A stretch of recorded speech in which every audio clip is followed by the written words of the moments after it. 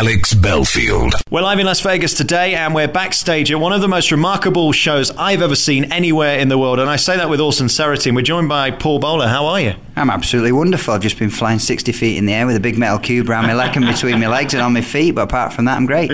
Now, I love your Las Vegas accent. It's marvellous. You know, I actually was born in Las Vegas 38 years ago, but I've been doing very, very good acting classes. Picked up a Mancunian accent. How does a boy from Manchester then end up here in one of the most acclaimed and respected shows in Las Vegas and the world, really? I have no idea. You tell me. I was a gymnast for 20 years and retired in 96, did an audition for Cirque, got a phone call, said come to an audition, and ended up doing this act, which involves spinning a metal cube. I actually came to Vegas in 96 to be trained with the creator of the act, Misha Matorin, and then sent back to Europe to open up a show called Alegria, which is touring, I believe, in the States at the moment. I managed to do a couple of seasons at the Royal Albert Hall, 97 and 98. And then after Alegria, they asked me to come back to Vegas and join the cast of Mystere, and it's been fantastic, phenomenal run. Before we actually talk about what you do, which is remarkable, we'll talk about the show, because I was trying to think how to describe it, and the only thing I could think of was kind of a cross between The Lion King and Olympics on crack cocaine. I think you've nailed it. Yeah. I mean, it's got the spectacle and the wonder of Disney. I mean, there were two kids in front of me, and it was as interesting watching them as the show, because they were just mesmerised for the whole show. We bang out 476 shows a year, and basically doing almost the identical show. So if you imagine doing your daily routine and it has to be exactly the same, you'd get pretty bored. But the most amazing thing is the faces of the public, the children, the adults, whatever we've got in front of us, we give them a little and they give it back to us, and the whole thing is returned throughout the whole 90 minutes. That's how we do it. You see, the reason I hate you, Paul, is, and I do hate you, is because it just makes me totally insecure sat next to you, because you are so fit and at top of your form, and you open this show basically way above the stage, and we have to say this is one of the biggest sets and stages I've ever seen anywhere in the world. It's enormous, isn't it? It is enormous. I don't know quite the size of it, but it's an absolute pleasure to perform. There isn't a bad seat in the house. We've got 1,600 people which watch us live twice a day, 5 days a week.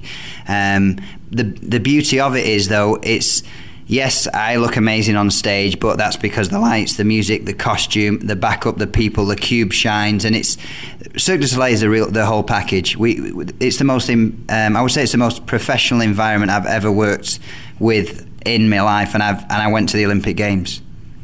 Absolutely, you don't get any better than that. One thing I love about Cirque du Soleil is the transition between scenes. It is just seamless. There's no other show in the world I've ever seen that so identifiably just goes from one bit to the next, and you're so distracted by other stuff. And that's what this show does brilliantly, is distracts you to one part of the auditorium and then does something in another, and then you're back to it and you never notice. It is so clever. Yeah, you could sit in 50 different places in the auditorium and see 50 different shows, and I think that's another magic of Cirque du Soleil, and especially Mystere. It is one wonderful transition from the opening clown throwing popcorn and upsetting the audience and to the finale of the taiko drums, and you're just taken on a journey. And what we like to think, it's certainly something I try and do, is to make the journey. One of the best quotes I ever heard, and it was from the brothers that you saw doing the hand balancing act, which I regard as one of the best acts that Cirque du Soleil actually allowed to perform on their stage. And Paolo said, what is Mystere to you and what is Cirque du Soleil to you? And he said basically, the impossible becoming possible. And that really sums it up. I mean, as we mentioned earlier, you're way above the stage. You're really, really high, and you've got this huge, great big cube that is taller than you are, twice as wide, many times as wide as you are, and you juggle it. I mean, you do the most amazing things with your arms and feet. Firstly, is it dangerous? I wouldn't... There's only one chance I've got. If I fall, I'm done. It's 60 feet in the air. However, the movements that I perform up there are very simple compared to what I was doing when I was a gymnast. There's no triple somersaults up there. It's a couple of basic handstands and things. The thing that makes it different is it's done in an artistic way, as far away from gymnastics as possible. Nobody wants to pay to see a gymnast with a cube. Everybody wants to be transported to a different place. I wouldn't say it was dangerous. I certainly now have been doing it for 8 years. I've done it over 3,500 shows, and I concentrate from start to finish. Have you ever had one of those moments where you thought you were going to fall? No, well, one or two, but I take the job really seriously. I prepare 30 minutes before I go on stage. I do basic preparation, exercises, stretches, handstands, push-ups, those kind of things, and I do the same exercises before every single show. So that's the measure of how I'm going to feel when I get on the stage. I don't want at 60 feet up to feel that my shoulders are tired. I want to know in the training room so I can hold on a little bit tighter. We're going to talk in a minute about your showbiz career, because I want to know what you are now, because you started off as an athlete, really, and as a gymnast, and then you went to the Olympics, as you said, and you've had amazing success around the world. But now you're in show business. I mean, what are you now? Are you a star performer? I mean, are you treading the boards, or are you still a gymnast at heart? I'm still a gymnast at heart. I feel like the luckiest man in the world. It sounds very cliche, but when I retired from gymnastics, there was a retirement due at the gymnastics club, and they basically said, Paul Bowler's done this, he's done the Olympics, he's done this, he's done that, he's done the other. And I felt quite embarrassed to go up and accept the award that I was retiring and everything. But on the other hand, all I've ever done is exactly what I've wanted all life. I only ever wanted to do gymnastics, I only wanted to go to the gym. So in that respect, I would say I'm the eternal spoilt brat that's only ever done what he's wanted to do. Every time I go out there, I really love what I do, and I feel privileged to be on that stage with those artists in such a great production show. And I know it sounds corny, but even now, 1 or 2 times a month out of the 40 shows that we do a month, I still get goosebumps on the arms and neck when those people stand. And sometimes when you perform, 1 or 2 people stand in the middle of your performance, and you feel and you see that. So I'm still a gymnast that came from Manchester, but there's performing in a huge spectacle. And I also sell real estate as well in the daytime. Multi-talented, multi-skilled, and obviously very rich. Well, that's relative, I guess. Let's talk about your physical state now, because, I mean, you're obviously unbelievably fit to be able to do the act you do. How difficult is that being here in Vegas with all the buffets and the big restaurants? It's no problem. It's basic. I like chocolates, and actually, I've been out here now 6 years, and every time my friends come out, they can stay at my house, they can swim in my pool, but they must bring at least a box of Crunchies and a box of Ripple and Snowflake. And so if I eat a lot, then I train a lot. I don't really stay away from the bad food, as it were. I just train a little bit harder. Well, congratulations on your performance. It is remarkable. It opens the show, and it's the first bit where people are just astounded. And there are many minutes during the show where people are just breathless with just complete disbelief, really, at what goes on. The clever thing about Cirque du Soleil is everything's almost done in slow motion, which makes it even more unbelievable. Yeah, it is done in the golden rule that I use personally, and I'm training a couple of guys at the moment to actually, if ever, God forbid, I get injured or something like that they can fill in for me.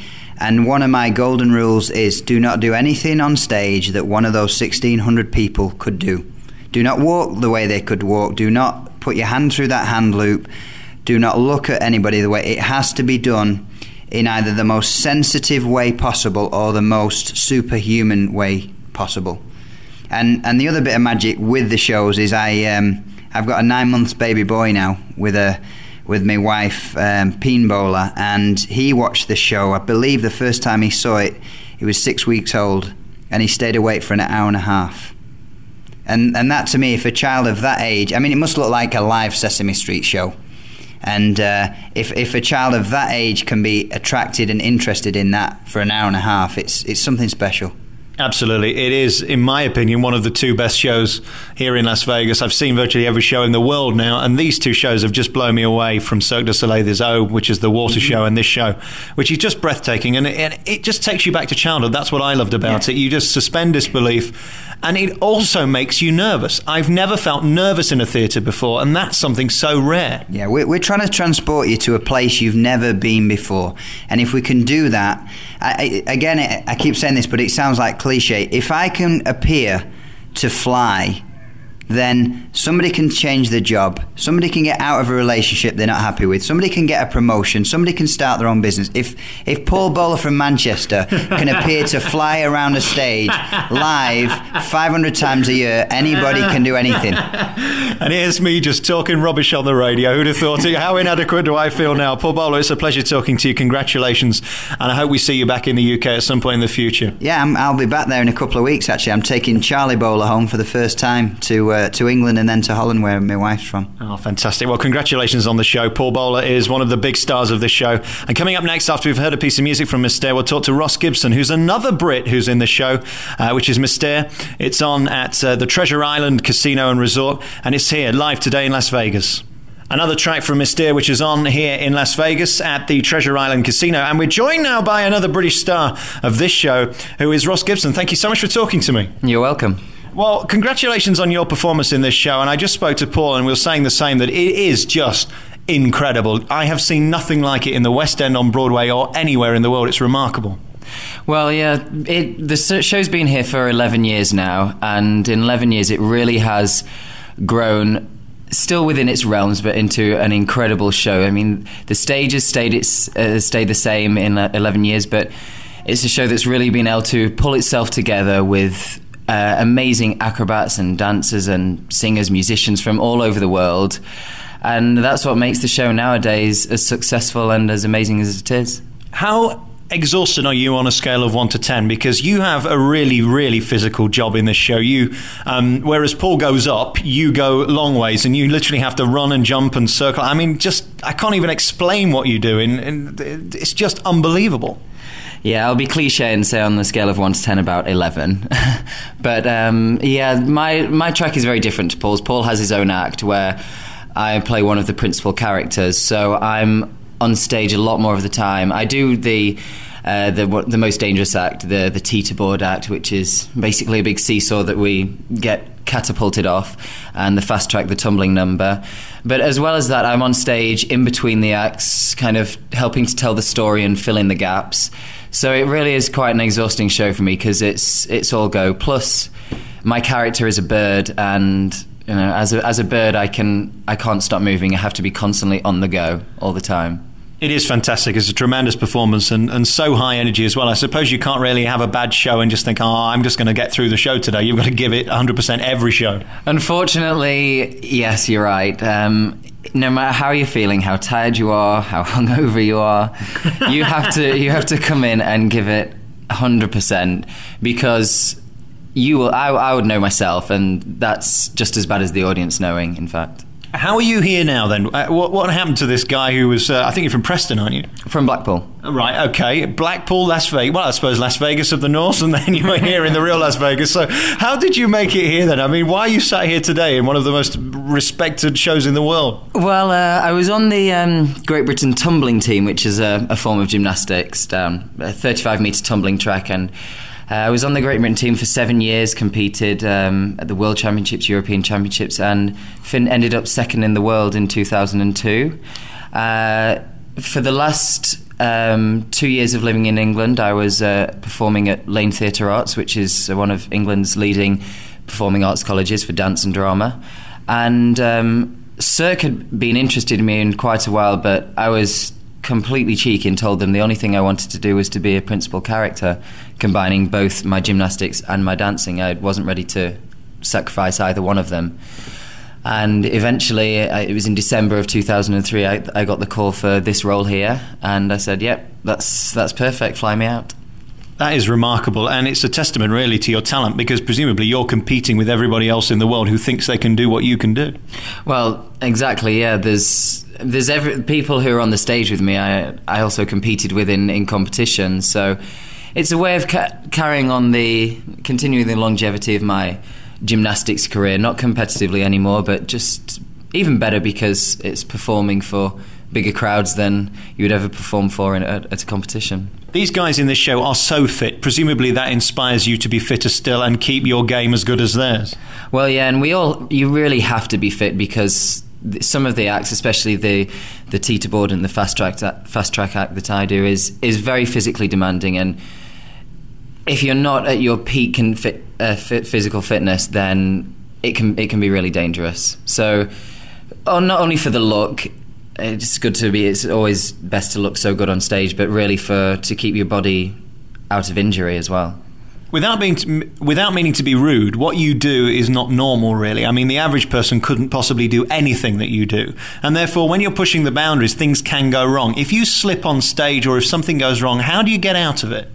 you make it look as though it was meant to happen. It happens every day. Right. It happened today in the show, actually. Like one of my passes, I didn't land how I was supposed to do and just blagged my way through it. Just the audience don't know. They only see that one show. They won't say, hang on, last night he landed that right. So you just have to be quick thinking and just make it look as though it was meant to happen.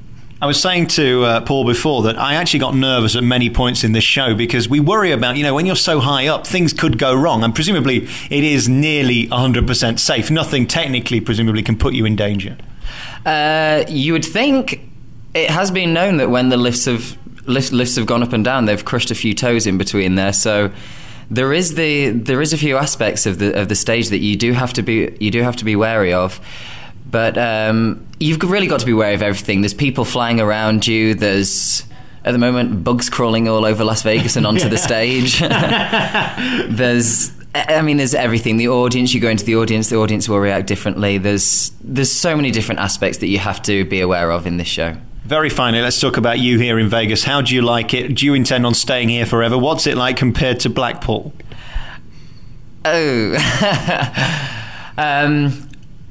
It's Blackpool just on a lot more of an upscale version, really. It's Blackpool on drugs, basically, isn't it? So when I went back to Blackpool for my last week, and they said, Blackpool's turning into the Vegas of the North, and I looked around and I thought, there's a long, long way to go before it gets to the standard of Vegas. But I love it here. I can't complain. I have a great job, great friends here, and the weather is sunny about 364 and a half days of the year, so I'm happy here. The Alex Belfield In Conversation podcast with daisymedia.co.uk. Alex Belfield.